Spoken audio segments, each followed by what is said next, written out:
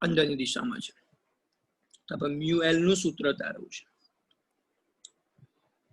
તો જોઈએ કે એક ઇલેક્ટ્રોન આખું એક ચક્ર પૂર્ણ કરે તો એની ઝડપ શું થાય? તો v બરાબર સૂત્ર 2πr/t છે. કેમ 2πr/t? તો એક ચક્ર પૂરું કરે તો કેટલું અંતર કાપે? પરિઘ જેટલું કાપે. અને એક ચક્ર પૂરું કરવા માટે લાગતા સમયને આપણે શું કહેતા? આવર્તકાળ કહેતા. તો v શું થશે? 1/t એટલે f થાય. એટલે f બરાબર શું છે? v/2πr. તો વિદ્યુત પ્રવાહ કેટલો રચાય? તો વિદ્યુત પ્રવાહ I બરાબર સૂત્ર q/t. q તરીકે ઇલેક્ટ્રોન છે. 1/t એટલે f થાય. f ની કિંમત મૂકો ev/2πr. કોને યાદ છે આ સૂત્ર આપણે ક્યાંક લખ્યું હતું? કોઈ કહેશે સૂત્ર આપણે ક્યાંક લખેલું છે? ચેપ્ટર 1 ના દાખલા. ના, ચેપ્ટર 1 માં નહીં. ચેપ્ટર 3 ના MCQ. ચેપ્ટર 3 ના MCQ માં આપણે ચલાવેલો છે. અને મેં નોંધ પણ લખાઈ હતી. હાઇડ્રોજન હોય તો ev/2πr, હિલિયમ હોય તો 2ev/2πr, કેમ કે હિલિયમમાં 2 ઇલેક્ટ્રોન આવેલા હોય. હવે ચુંબકીય ડાયપોલ મોમેન્ટ. ચુંબકીય ડાયપોલ મોમેન્ટ એટલે મ્યુએલ લખાય. તો મ્યુએલ બરાબર શું થશે? બોલો, I * a થશે.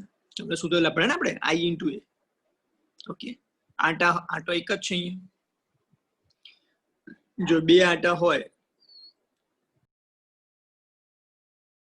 તો 2 આંટા 2 વડે ગુણવા પડે. I ની કિંમત શું હોય? ev/2πr. એ શું થાય? આની ત્રિજ્યા r છે એટલે πr² થાય. પાઈ કેન્સલ થાય. ev અહીંથી r ઉડે એટલે 1/2 લખું evr.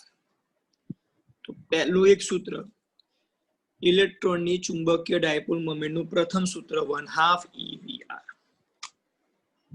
રાઈટ? આની દિશા ક્યાં છે?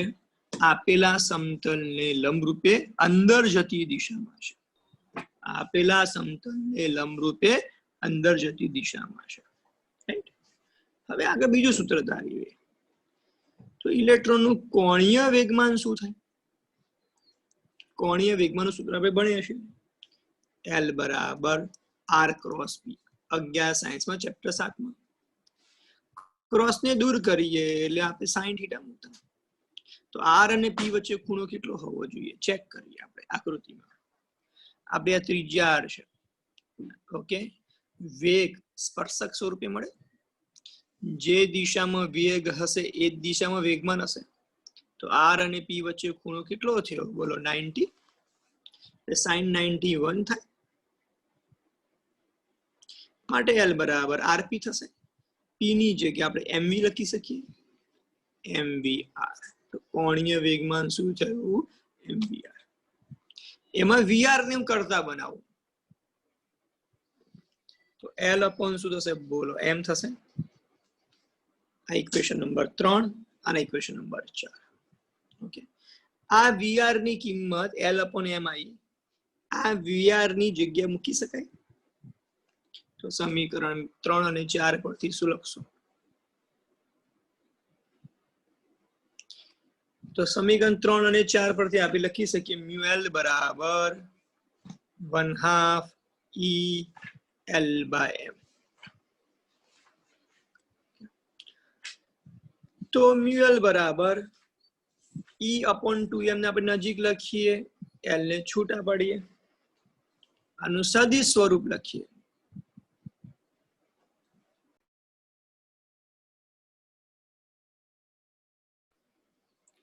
સદિશ સ્વરૂપ લખીએ તો E/2m ઇન્ટુ સદિશ, કેમ કે મ્યુઅલ ચુંબકીય ડાયપોલ મોમેન્ટ તો સદિશ રાશિ છે અને L કોણીય વેગમાન પણ સદિશ રાશિ છે.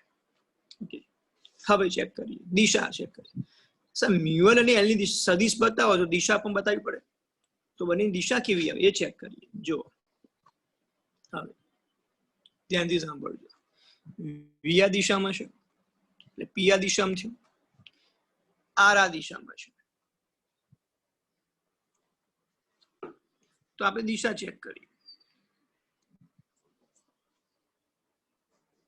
સાંભળો, ચલો, આર આ દિશામાં છે ના પી આ દિશામાં છે, રાઈટ? તો આર અહીંયા છે, પી અહીંયા છે, ગુણાકાર આર થી પી તરફ થાય.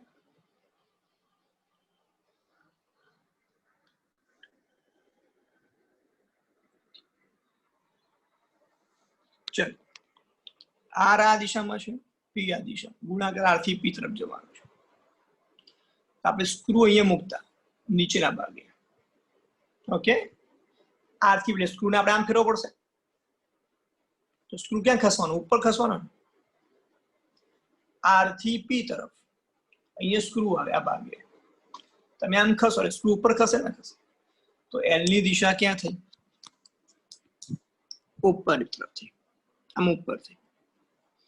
એલ ઉપર થયો, એમ અંદર છે, એટલે બંને પરસ્પર વિરુદ્ધ દિશામાં થયા, માટે અહીં સાઈન શું આવે? માઇનસ ની. હવે સમજ ના પડી, દિશા ખબર પડી ગઈ બધાને?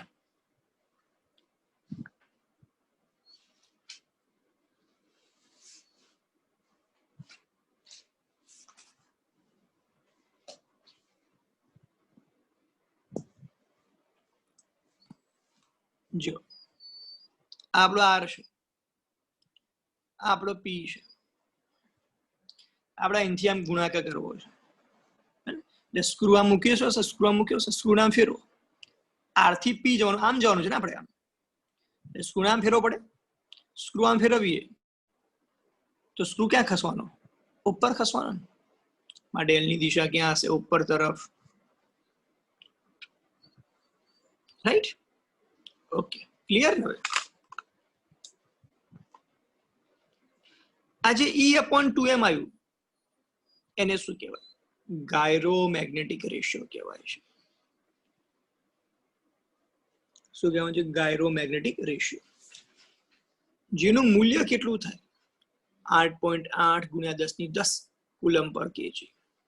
કોઈકની ઈચ્છા થાય સર મારે કિંમત શોધવી, તો કેવી રીતે શોધાય? ઈ ની કિંમત બોલો, 1.6 ગુણ્યા 10⁻19, અને એમ એટલે ઇલેક્ટ્રોનનું દર 9.1 ગુણ્યા 10⁻31.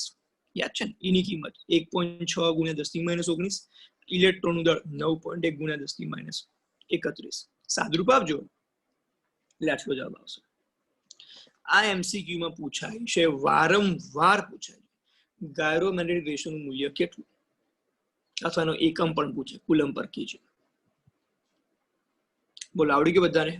આખી થિયરી ક્લિયર બધાને?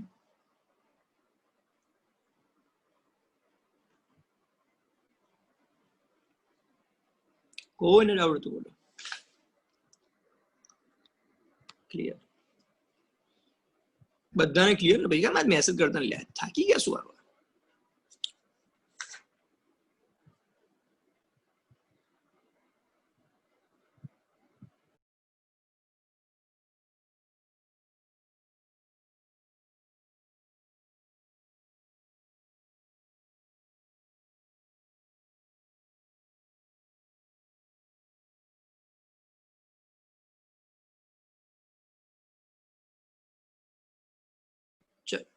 હવે જો,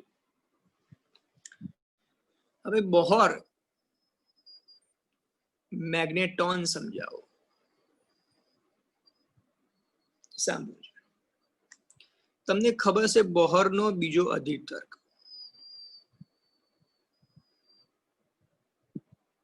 ઓકે, અને આના વિશે ડિટેલમાં ચેપ્ટર 12 માં ચર્ચા પણ સમજાવીશ. ઓકે ઓકે, આ જે બોહર છે એનો અધિતર્ક, ઓકે, બીજો જે આપણે ચેપ્ટર નંબર 12 માં પણ જોઈશું. તો ઇલેક્ટ્રોનનું કોણીય વેગમાન કેટલું હોય? તો યાદ રાખ, તમને આ કેમિસ્ટ્રીમાં આવી ગયેલું છે, L બરાબર NH/2π. કોણીય વેગમાન NH/2π, રાઈટ? જ્યાં n બરાબર શું હોય? 1 2 3, ઓકે, અને h બરાબર શું હોય? પ્લાન્ક અચળાંક. આ પ્લાન્ક અચળાંકની કિંમત લે 6.625 ગુણ્યા 10⁻34 જૂલ ઇન્ટુ સેકન્ડ. આ યાદ રાખવાનો એકમ પ્લાન્ક અચળાંકનો એકમ. અને જૂલ ઇન્ટુ સેકન્ડ બીજો કોનો એકમ છે? કોણીય વેગમાન બરાબર છે. એચ અને એલ બંને સરખા છે. કેમ?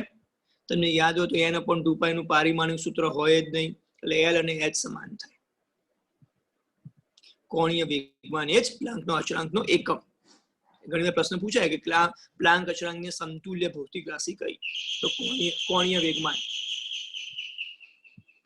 સાંભળો, તો એલ બરાબર NH/2π. આપણે ભણ્યા ઇલેક્ટ્રોનની ચુંબકીય ડાયપોલ મોમેન્ટ સૂત્ર ભણ્યા છે આપણે. μL બરાબર E/2m into L.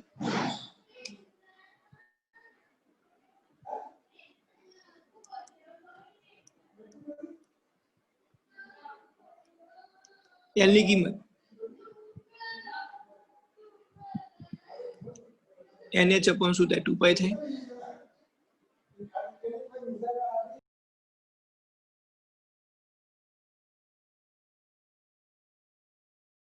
ચલ,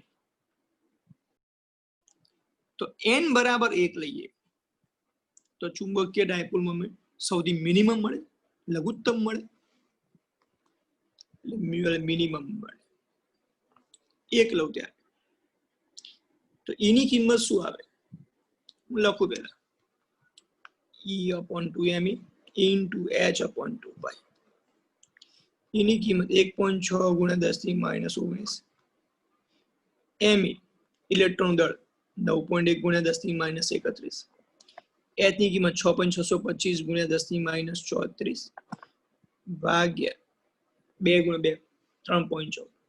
આનું સાદરૂપ આપશો ને 9.27 ગુણ્યા 10⁻24. આ કિંમત યાદ જ રાખવાની બધાએ. 12મા ચેપ્ટરમાં કામમાં આવશે.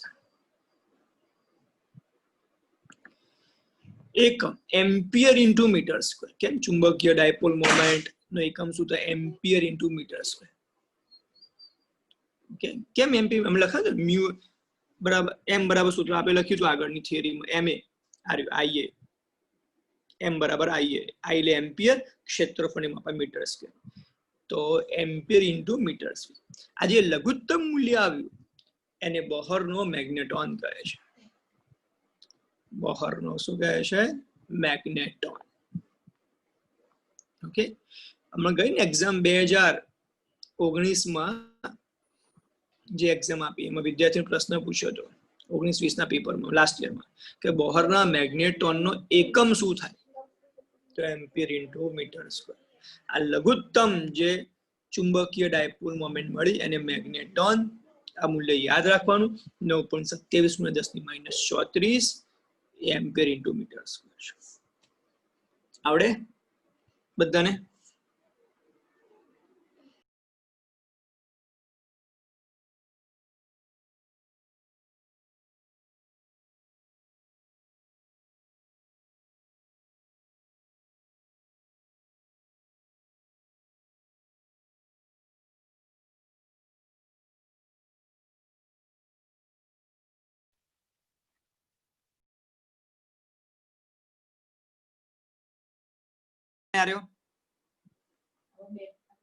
ડન. હવે નવો ક્વેશ્ચન. ગેલ્વેનોમીટર ની રચના સમજાવો.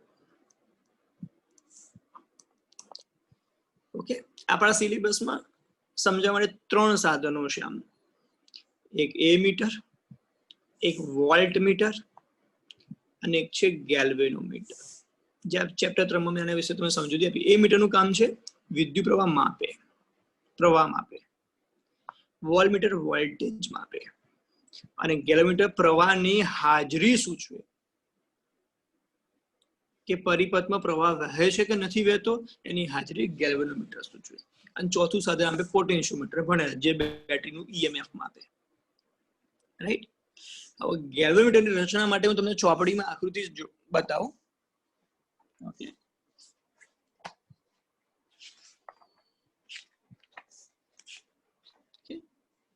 હું આમાંથી સમજાવી દઉં છું.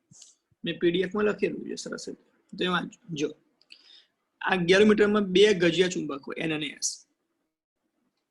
આ લોખંડનો શું છે, ગર્ભ છે, એ આમ ઉભો હશે, નળાકાર ટાઈપનો, નળાકાર ટાઈપનો. એની ઉપર દેખો મેં ગૂંચળું વેંટાળ્યું દેખાય છે ઉપર, આ ગૂંચળું છે. જે આ ગૂંચળાની નીચે આમ સ્પ્રિંગ ભરાયેલી હોય, દેખો ગોળાકાર સ્પ્રિંગ દેખાય છે, SP લખ્યું છે, દેખાય છે, સ્પ્રિંગ નું નામ આપ્યું છે SP. હવે સાંભળો, આ ક્ષેત્રફળ સદિશાંક છે ને, ઓકે, ગૂંચળું આમ છે એટલે ક્ષેત્રફળ સદિશાંક થવાનો, લંબરૂપી બહાર નીકળે. ચુંબકીય ક્ષેત્ર આમ થશે એટલે બંને પરસ્પર લંબ થવાના, માટે બંને વચ્ચે ખૂણો 90 અંશ થશે. તો ટોર્ક કેવું ઉત્પન્ન થશે, મહત્તમ ટોર્ક ઉત્પન્ન થશે. ટોર્ક મહત્તમ થાય, ગૂંચળું આમ ભ્રમણ કરવા લાગે, આમ ભ્રમણ કરે. એની સાથે દર્શક જોડેલો હોય, દર્શક આમ ફરે, રાઈટ. હવે વિચારો, જ્યારે દર્શક આમ જતો રહે, માને કે ગેલ્વેનોમીટરમાં પ્રવાહ 0 થઈ ગયો, તો દર્શક ક્યાં આવવો જોઈએ, મૂળ સ્થાને પાછો આવવો જોઈએ. હવે મૂળ સ્થાને પાછો લાવવો હોય તો ગૂંચળામાં પુનઃસ્થાપક ટોર્ક ઉત્પન્ન કરવું પડે. તો ગૂંચળામાં પુનઃસ્થાપક ટોર્ક કોણ ઉત્પન્ન કરે, આ સ્પ્રિંગ જે વળી હોય નીચેથી, આમ તમે સ્પ્રિંગ છૂટે, મૂળ સ્થિતિમાં પાછી આવે, એટલે સ્પ્રિંગ ગૂંચળાને મૂળ સ્થાને પાછો લાવે, રાઈટ. ફરી બોલ, સાંભળ. ગેલ્વેનોમીટરમાં 2 ગજિયા ચુંબક આવેલા હોય, N અને S. બંને વચ્ચે નળાકાર શું મૂકવામાં આવે છે, ગર્ભ, નરમ લોખંડનો ગર્ભ મૂકવામાં આવે છે. પ્રશ્ન છે, નરમ લોખંડનો કેમ હોય? નરમ લોખંડનો મૂકીએ ને એટલે ચુંબકીય પરમિએબિલિટી એની સારી હોય, એટલે એની અંદર ચુંબકીય ક્ષેત્ર સારું એવું ઉત્પન્ન થાય, ઓકે. એટલા માટે એની પર ગૂંચળું હોય, ગૂંચળાનું ક્ષેત્ર પર સદિશ લંબ રૂપે બહાર હશે, આમ ઉપર જશે, કેમ કે ગૂંચળું આમ છે, લંબ રૂપે બહાર આવશે, ઓકે. અને તમે આ ગેલ્વેનોમીટર લેબમાં જાઓ ને, કોઈ તૂટી ગયેલું હોય ને તો ખોલીને જોજો ધ્યાનથી, ગૂંચળું તો આમ ત્રાંસું મૂકેલું છે, ઓકે. પ્રશ્ન થશે, ત્રાંસું કેમ, આમ થોડું ત્રાંસું હશે સ્લાઇડ, ઓકે. તો આ ચુંબકીય ક્ષેત્ર અને ગૂંચળા વચ્ચે ખૂણો લગભગ 90 અંશ રચાય મોટા ભાગમાં, જેથી ગૂંચળુંમાં શું થાય, ટોર્ક ઉદ્ભવે, મહત્તમ ટોર્ક ઉદ્ભવે, જેને કારણે પોઈન્ટર આ દિશામાં જાય. ગૂંચળાને પુનઃસ્થાપક, ગૂંચળાને આ પોઈન્ટરને પોતાના મૂળ સ્થાને લાવવા માટે, એટલે કે ગૂંચળામાં પુનઃસ્થાપક ટોર્ક ઉત્પન્ન થવું જોઈએ. ગૂંચળામાં પુનઃસ્થાપક ટોર્ક ઉત્પન્ન કરવા માટે નીચે શું રાખવામાં આવે છે, સ્પ્રિંગ રાખવામાં આવે છે, જે ગૂંચળાને મૂળ સ્થાને પાછું લાવે છે. એક વિદ્યાર્થી એવો સવાલ મેં પૂછેલો, સર આ જે નરમ લોખંડનો જે ગર્ભ છે, નળાકાર કેમ રાખ્યો હોય, ચોરસ કેમ નહીં રાખતા, લંબચોરસ કેમ નહીં રાખ્યો હોય? તો નળાકાર રાખવાનું રીઝન એ છે, સમજાવો થોડું, સાંભળો, અહીં દોરીને સમજાવો.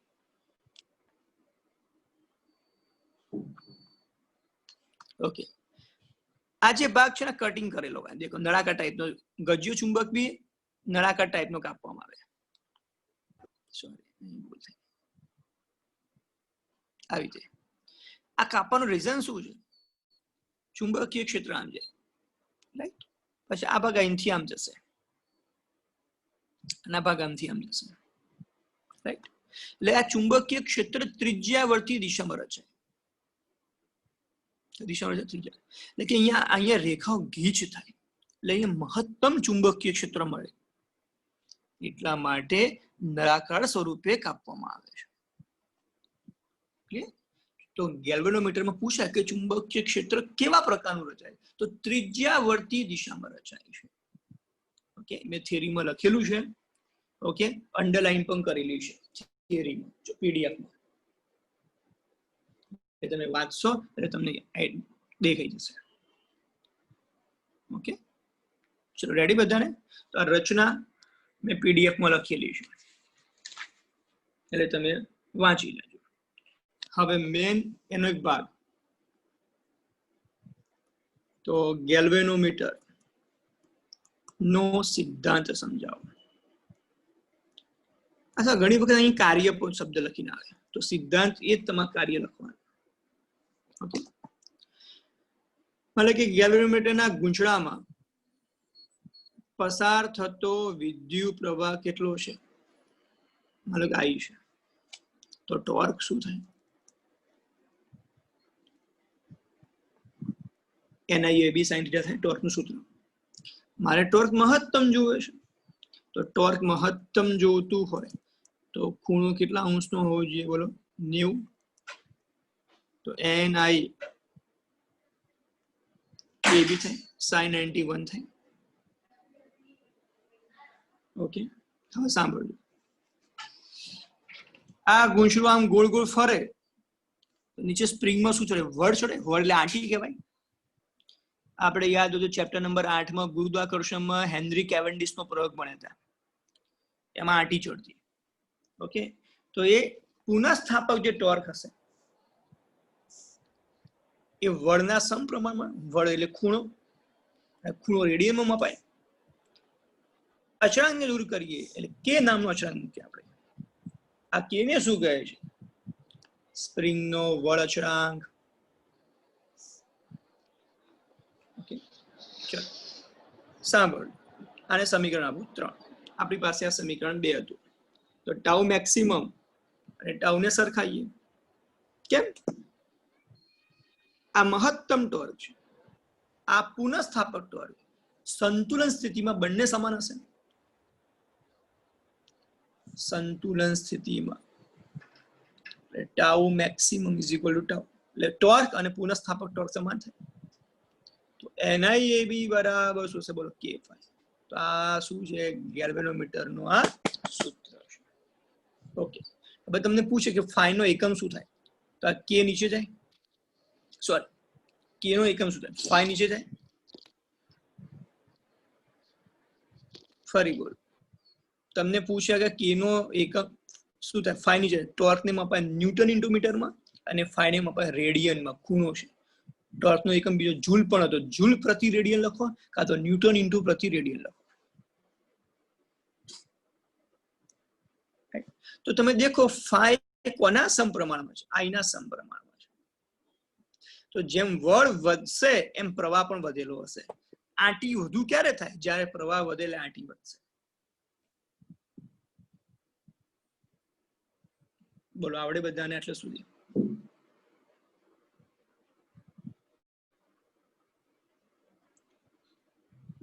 રેડી? કમ્પ્લીટ. હવે આપણે ચેપ્ટરમાં 2 થિયરીઓ રહી છે, બરાબર? છેલ્લી 2 ચેપ્ટર આખું થિયરી પૂરું થઈ જશે, એટલે નેક્સ્ટ વીક થી બધા સમ ચાલશે. એટલે આખું વીક એક સમ ચાલશે, આખા વીકમાં પતી જશે. એટલે ચેપ્ટર આખા વીકમાં ઓલમોસ્ટ પતી જશે. આમાં સમ્સ તો બહુ નાના નાના છે, બધા ફટાફટ પતી જશે. ઓકે